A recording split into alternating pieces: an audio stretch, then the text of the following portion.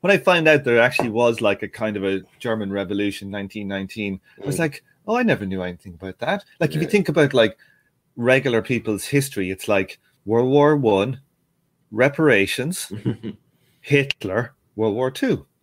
It's this unbelievably interesting section of history for about 10 whatever years. 15 years. And like, unless you're a buff, like a buff. Yeah. A buff.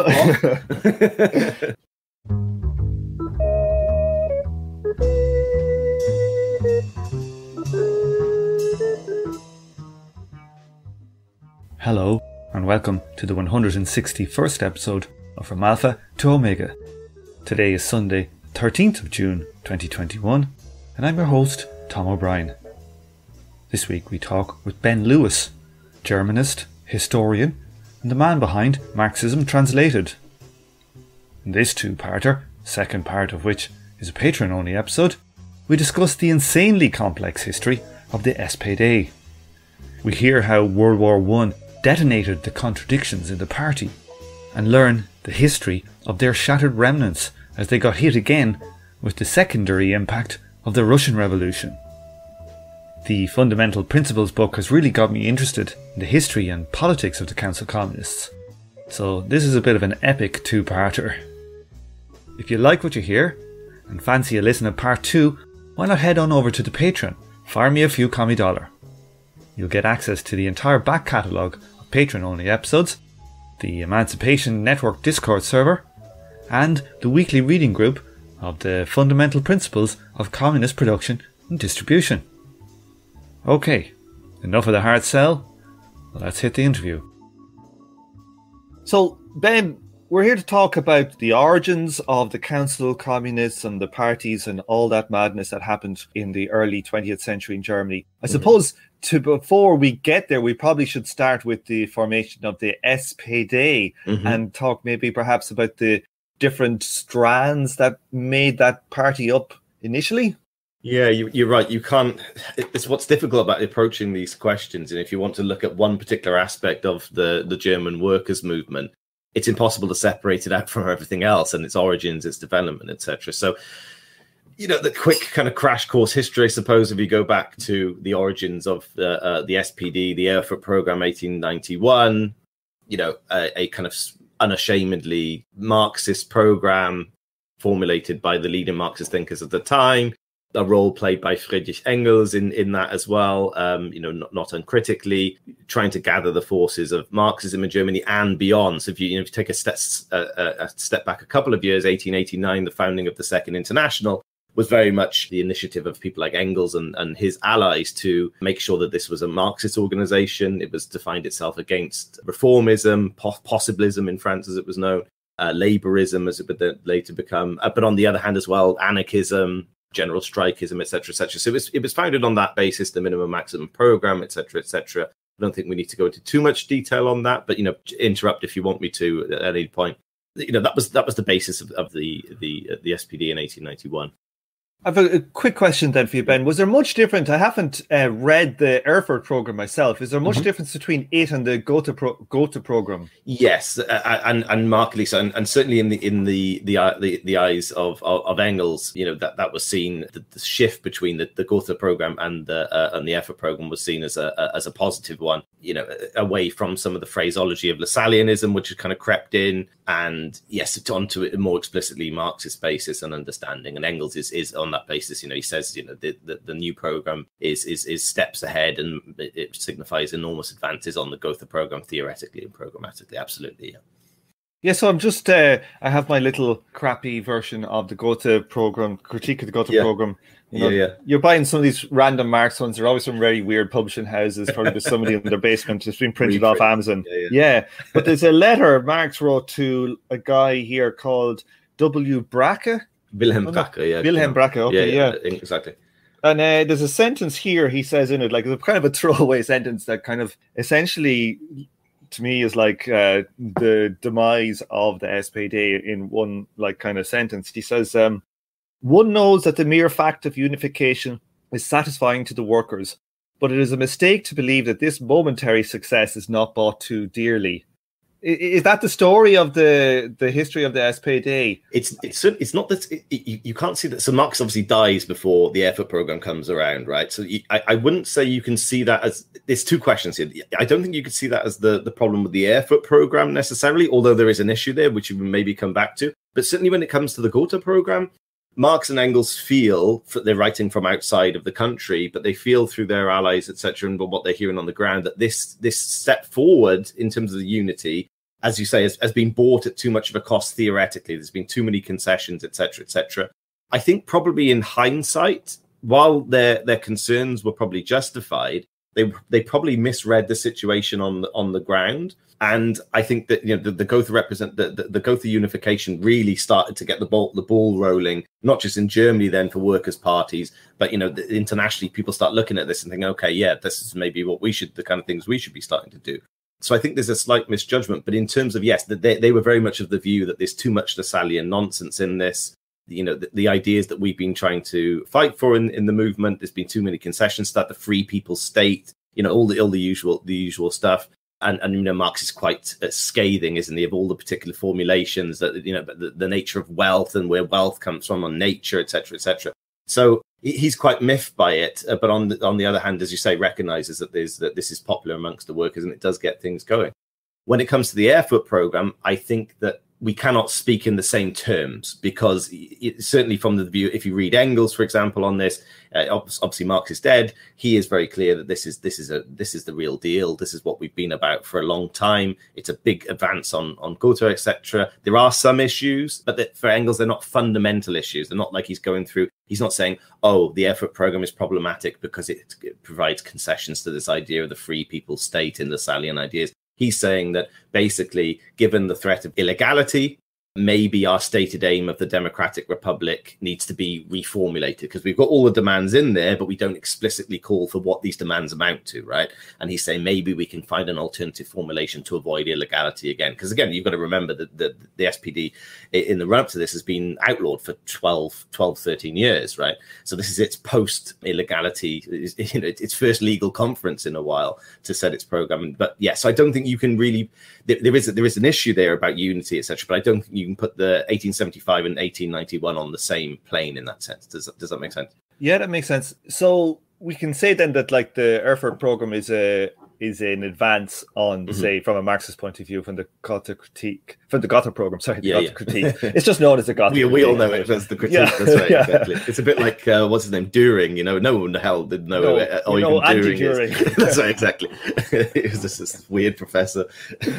Yeah, I wonder who's the Düring of today. I wonder. Let's not go there. But I have a few nominations. But while the program may have been an advance, that doesn't say too much about, though, the constituent elements of the party, say. So right. What would it been at the time, then, of the Erfurt program like? I assume there's still a large Lassallean branch, or whatever we want to call them, a reformist wing. At that time, what would the dynamic have been like there? Sure. It's one of the things that struck me in terms of my research on this is that often we see the problem of reformism or revisionism as a kind of 1890s phenomenon. So obviously the guy that comes to embody that is Edward Bernstein, who is one of the key Marxist thinkers at this time. He's involved in the Erfurt program. In his earlier days, he's the editor of the illegal newspaper of the party. He's probably one of the most important Marxists of the time, but turns away from his views in the late 1890s, etc. And we kind of associate reformism or opportunism or whatever you want to call it within the party with him, which is obviously correct. But it should be stressed that the danger of rightism and reformism actually has much longer roots. It goes back to the earlier party formation. It goes back to pre-Erfurt times too.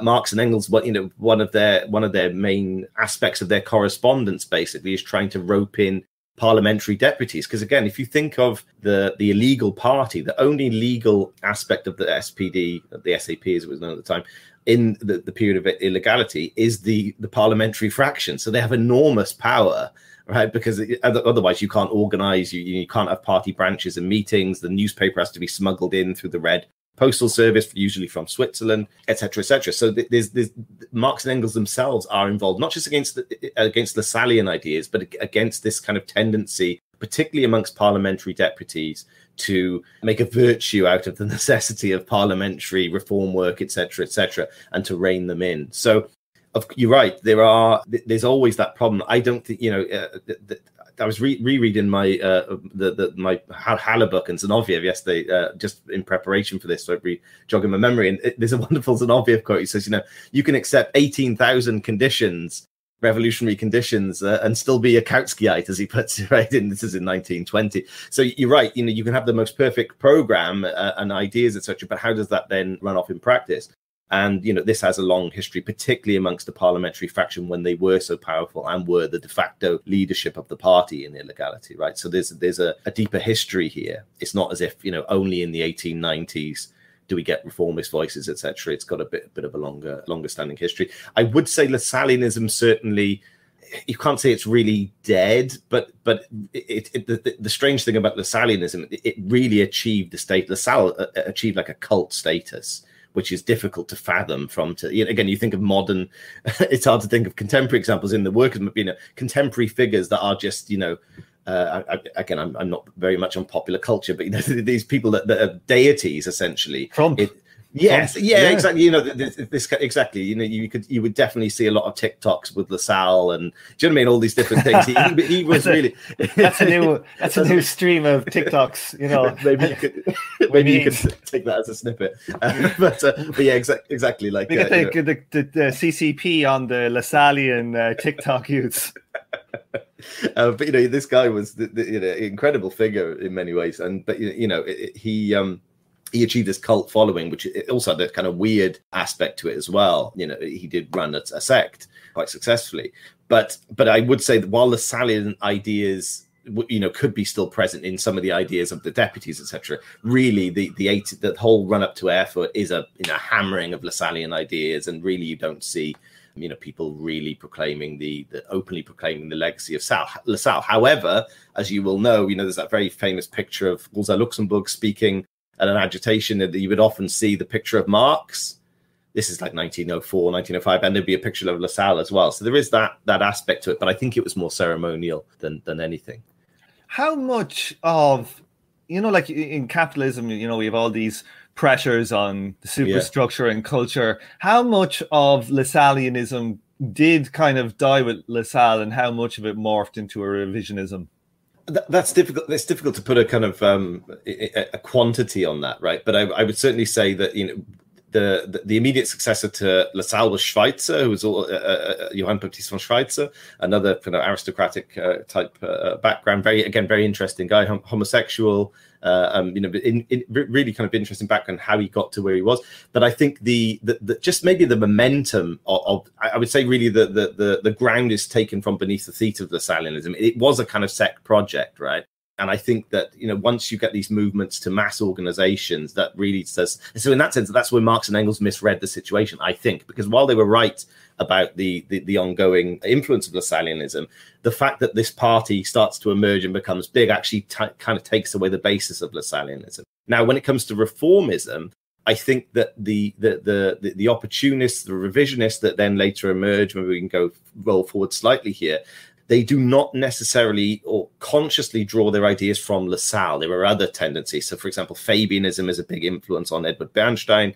Having said that, though, it is interesting because one of the things that Bernstein does, one of the actually very a decent book he wrote was a book on Lassalle, I think from 1904. So one of the things he does when he's going through his particular journey away from Marxism to become the kind of founding father of revisionism is to produce this book on Lassalle. So yeah, so there is that legacy, if you like, but I don't think we can really say, okay, opportunism, reformism equals the legacy of Lassalleanism. It's a lot more complicated than that and takes a number of different forms. So you have to also, I've been translating some Parvus recently, anti-revisionist writers, really, really good stuff on revisionism. And he distinguishes between different strands of revisionism, right? There's also less theoretical or consciously theoretical, what he calls practical revisionism, which is just about people trying to say, how do we get the best reform possible within this, people like Ignaz Auer, etc., how do we get the best possible reform in this particular juncture, which has a long history. And it's not really Lassalleanism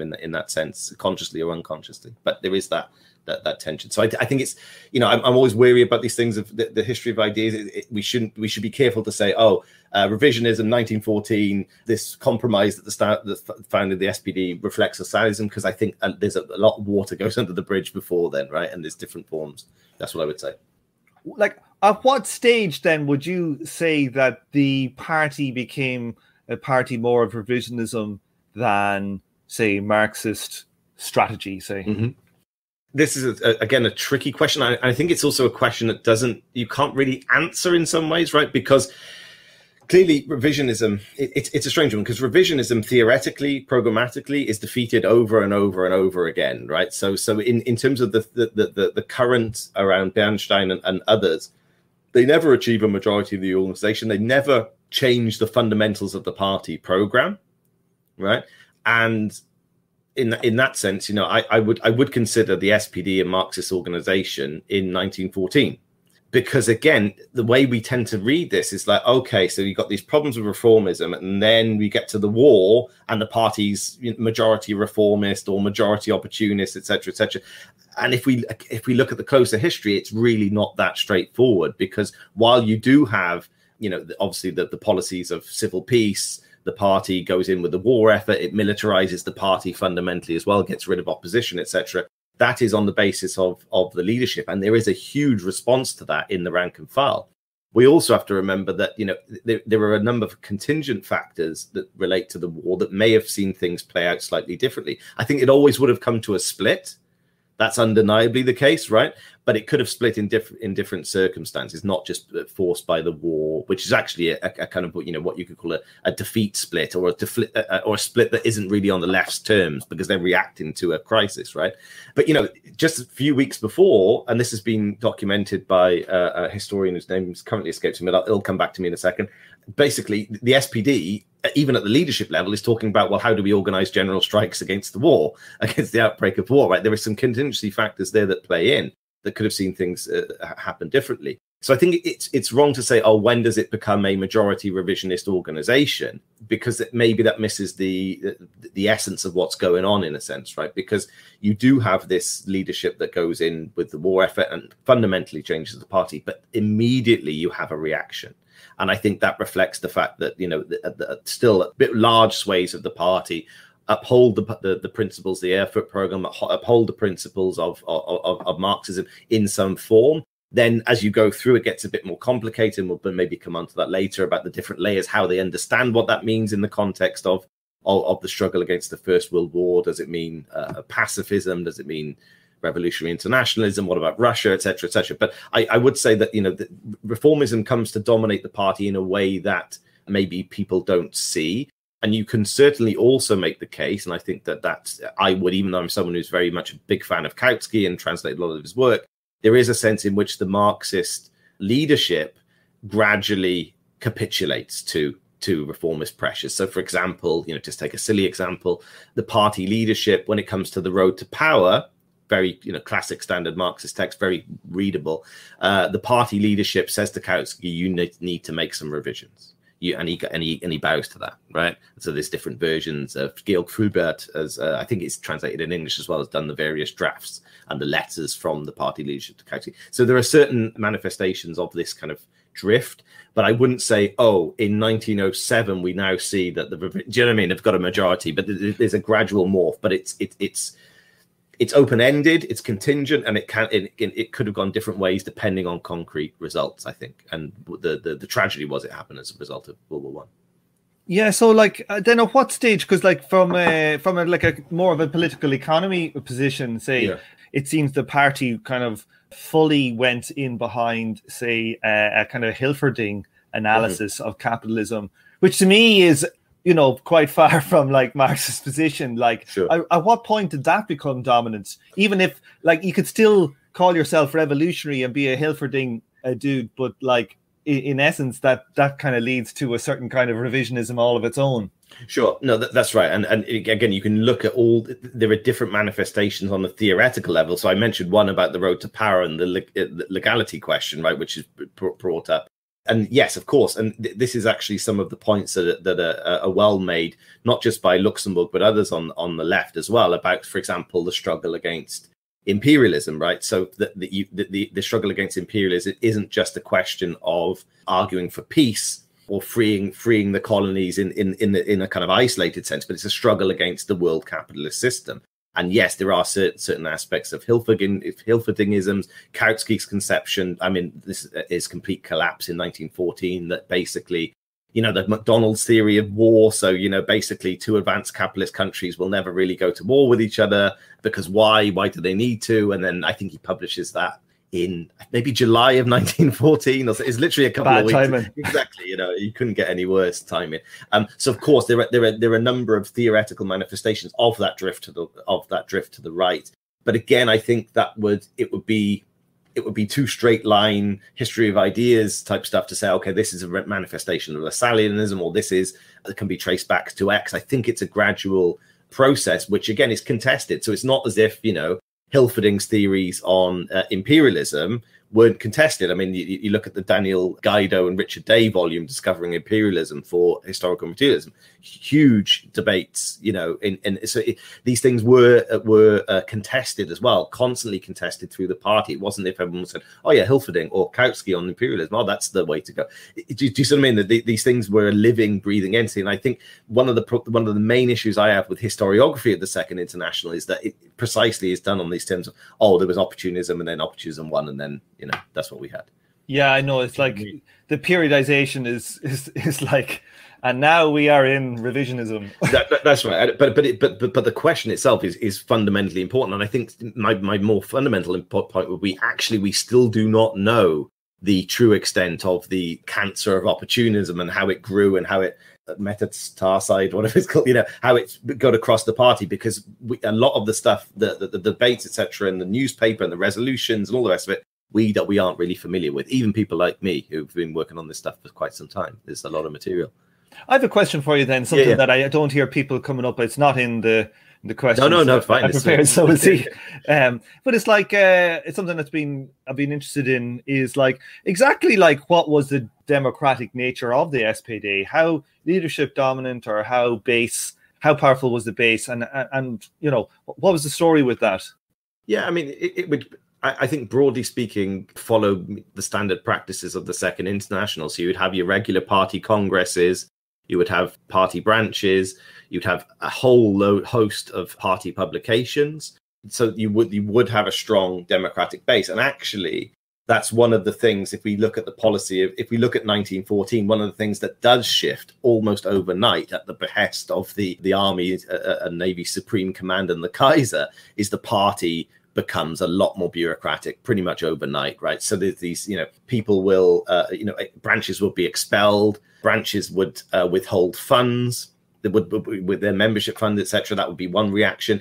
Newspapers, they initially they didn't want to crack down too much because they didn't want to unite all of the opposition.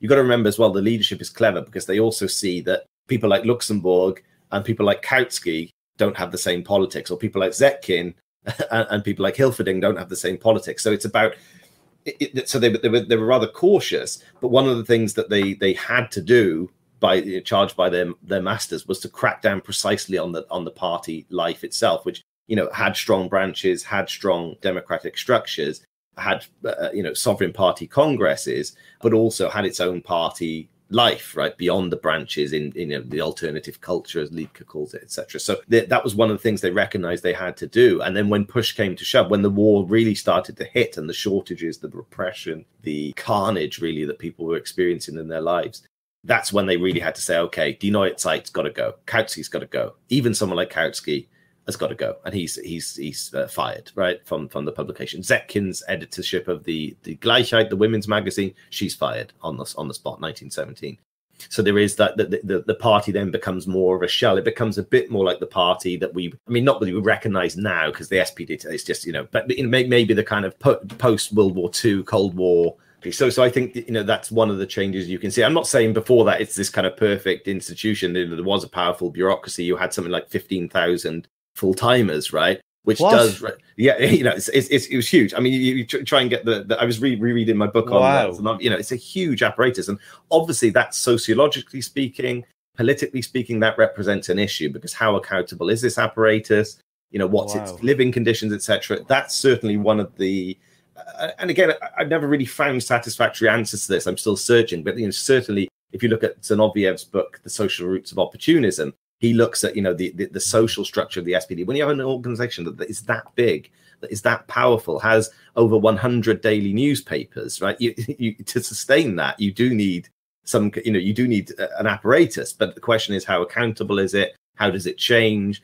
Even going back, for example, to the revisionist debate, one of the things that Parvus locates about the revisionist debate is that Bernstein stuff opens the party to all sorts of careerists and people who haven't got the slightest interest in, you know, the revolution, essentially. Yeah, exactly. Let alone, you know, a theory of capitalism or whatever. They're there because they think, oh, you know, I can do something good and I can have a good career and I can become famous and important and well known and respected. And so, you know, there are these sociological changes too. So I'm not saying, oh, brilliant, and then 1914 and they crack down the party's shifts. But it's one of the things that strikes me is that as I say, at the behest of the Kaiser and the generals, there is a crackdown in the SPD democracy.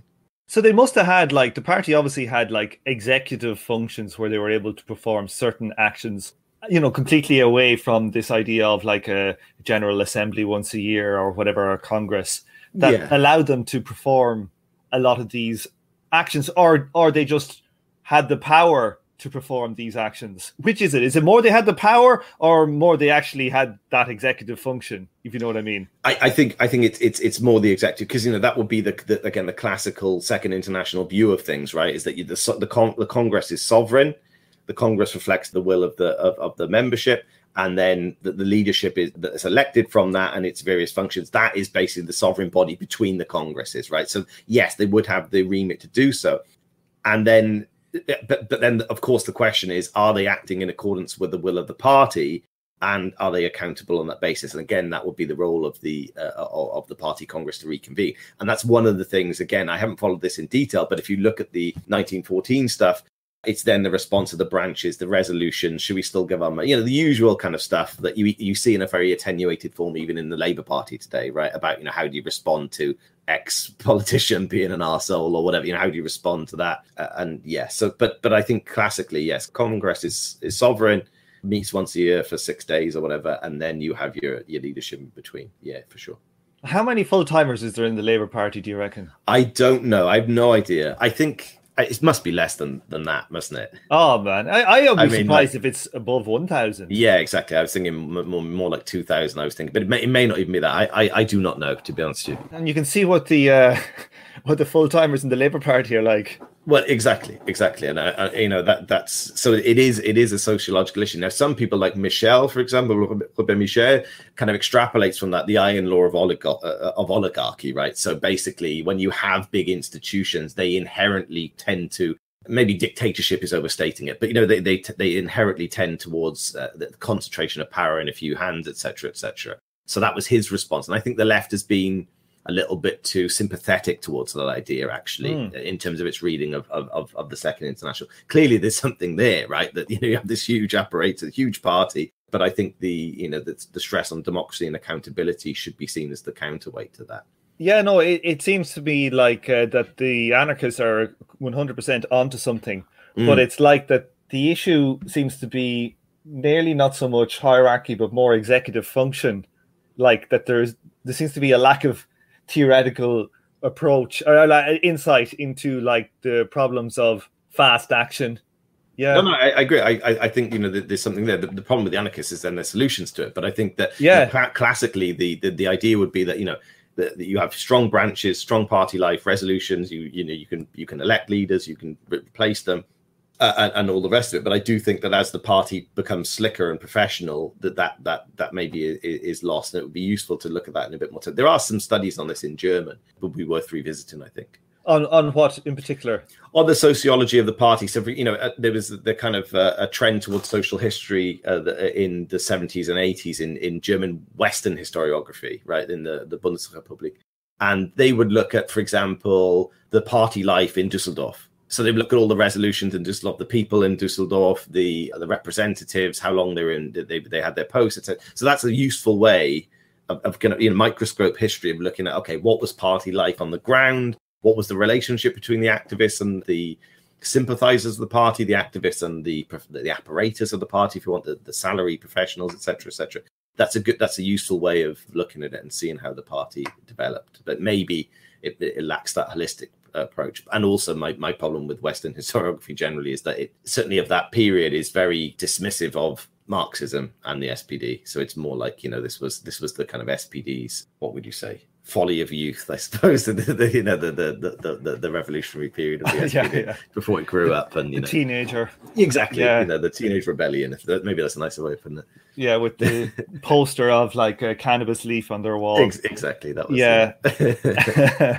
it's interesting. It'd be interesting to know what the class composition was as well of the full-timers. Did it diverge from the party base? Yeah, no, I'm sure it did. I'm sure it did, and that, on one level that's a problem, but it's also something that how do you deal with that problem? Because on one level, it's not that it's certainly from today's perspective, it's not that it's an unavoidable problem. But I would certainly, even you look at I've looked at debates in the 1890s at party congresses, and even right wingers, Carl Legien, for example, who was a right wing trade unionist, he's making the point that look, all the people in this room pretty much are bourgeois, not bourgeois, but they've got a decent life because they are functionaries, or so he actually raised the point, and this is again something that's worth exploring more. One of the points that Engels admits in his critique of the Erfurt program, which is again it shouldn't be seen as this like scathing Gotha type critique. It's a positive, welcoming critique of it, and it's actually during the drafting process itself. But one of the things he misses out is the concept of workers' wage. And if you think how central that was to Marx and Engels, for example, in relation to the Commune, the Paris Commune, the centrality of the officials, party officials, public officials on a workers' wage, he doesn't include that in his list of demands in the party. And I think it's not that that's the original sin that everything but it is a quite, and so it's not just the left that's making these points actually about look at all the people in these rooms, the officials, they have a decent life. Life was hard as a German worker in the 1890s, no doubt about that, right? Okay, so let's, I suppose, deal then with the next big event, which is like World War I and this kind of forcing function which caused these contradictions to get shattered. Do you want to give us like the very quick, compact history of it and tell us the initial fragments that are spun to the wind? Sure. So again, as you say, the nice way you've put it is this big political challenge that's thrown down, and all the tensions that are simmering between the service, all these processes we've been discussing, these counter arguments, these contestations, really become very direct and real and pose in an immediate sense, life or death type of way, right? So, and it's complicated. Again, this is one of the reasons why we can't just say, oh, look, the left was born here in the 1890s, the right came out in the maybe the early 1890s, but because things cross and shift. So, if we talk about two people we've talked about already, Parvus and Bernstein, the father of arch revisionism, etc., he in fact takes a line which is closer to the so-called radicals in the party, or what becomes known as the centrist tendency. So he kind of reunites with his old friend Karl Kautsky, takes more of a pacifist line, is horrified by the World War One. Whereas a lot of the people that he had won over and influenced previously are all gung-ho for the war, right? So Bernstein goes through a particular shift. And then you've got the left of the party. So the left of the party around Rosa Luxemburg, obviously Rosa Luxemburg goes on to develop the Spartacist League, is consistently anti-imperialist with their previous position.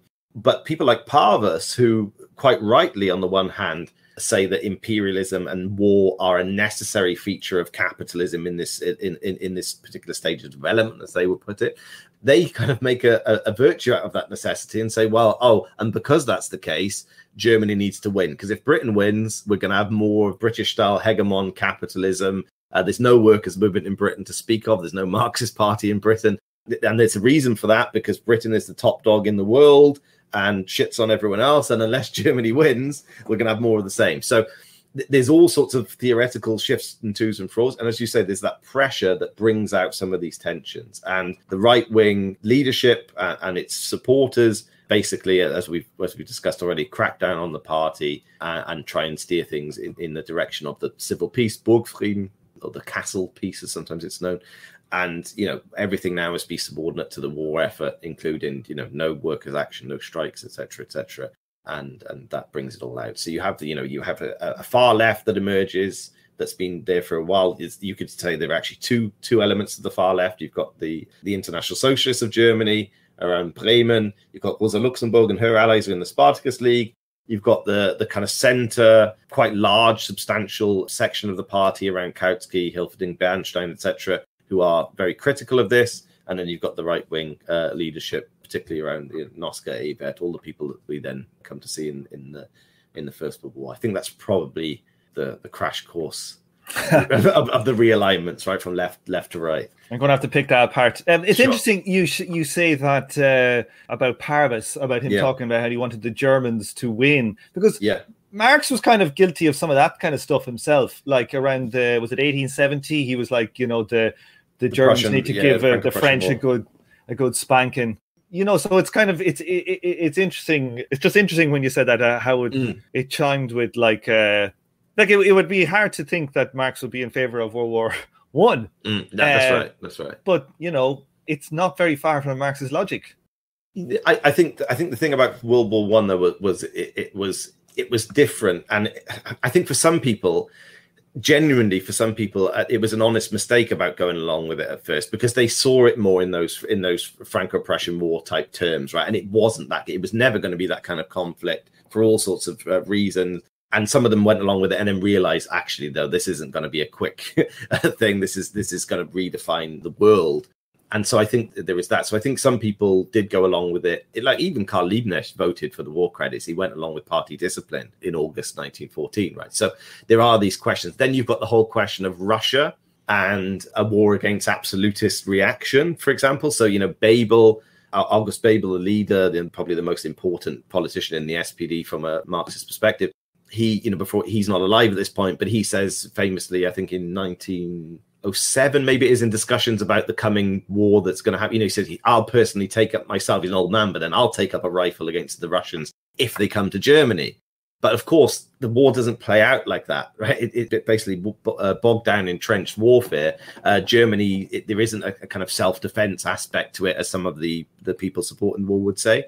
And so, but yeah, the question of war and imperialism is one that has a history. I think Marx and Engels Marx was wrong on the Franco-Prussian War, and obviously Bebel and Liebknecht go to prison as a result. I think they abstain on the war credits vote, right, in 1870. So, that was more of the approach. And actually, if you fast forward to 1914, Kautsky's approach, most people think Kautsky supported the war.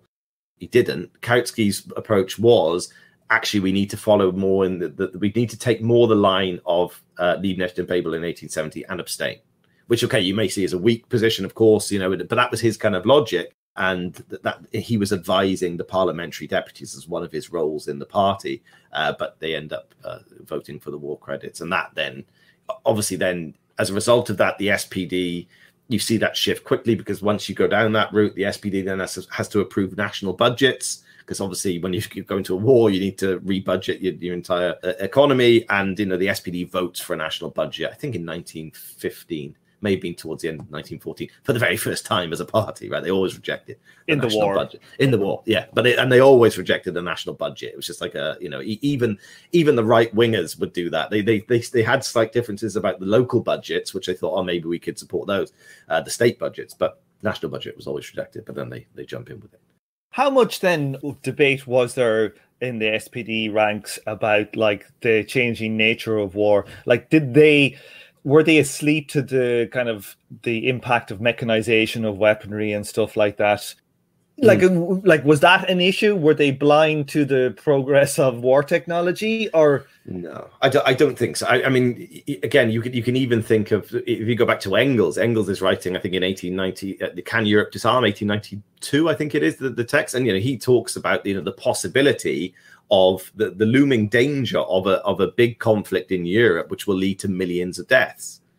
I mean, literally what he says, right? And he says, I don't know how this will play out, but this is a real possibility on the continent. And so I don't think, maybe there was some kind of naivety on those who tried to play down the question. But again, even those supporting the war have to make the case, that, this is an existential threat to Germany and the SPD, ergo we have to be, class collaborationist, right? So I think everyone was kind of attuned to the nature of warfare in that era. I think probably the American Civil War was one of the wake-up moments for that, right? I mean, I'm not a war historian, but even Napoleon. I think I heard some statistic recently that like the death per capita from the Napoleonic Wars, like in the 1815 or 18 whatever, they were of a scale similar to the First World War. Right. Well, on the per capita level, it's kind of I was kind of surprised by that. That's scary. Yeah, exactly. I mean, Germany, was some towns were basically wiped out. In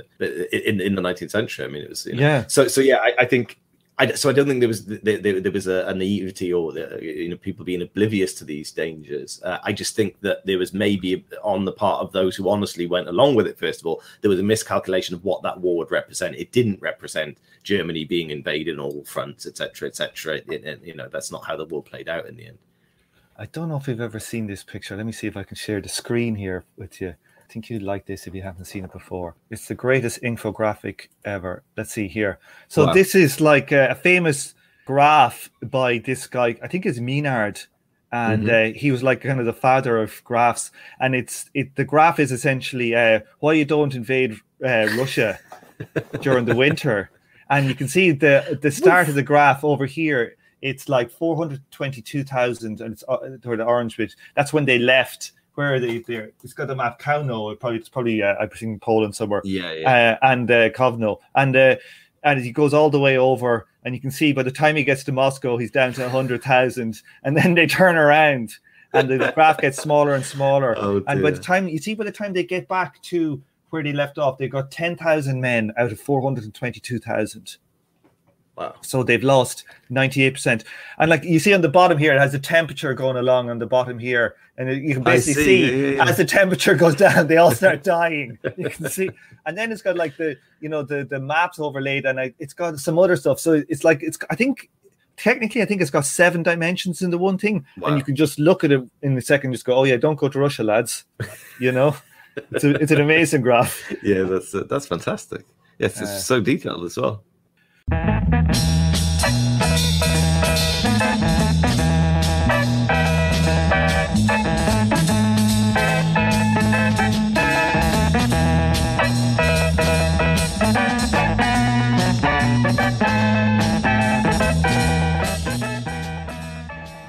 On this episode, you heard the theme tune The Order of the Pharaonic Jesters and Night of the Purple Moon by Sun Ra and his orchestra. Thank you for listening, and please join me for the next episode of From Alpha to Omega. This show is a member of the Emancipation Network, a Marxist podcast and research collective. Make sure to check out our network sister podcasts, General Intellect Unit, Jumpsuit Utopia, Mortal Science, and Swampside Chats. And if you'd like to help out the show, please remember to head over to Patreon and throw me a few commie dollar.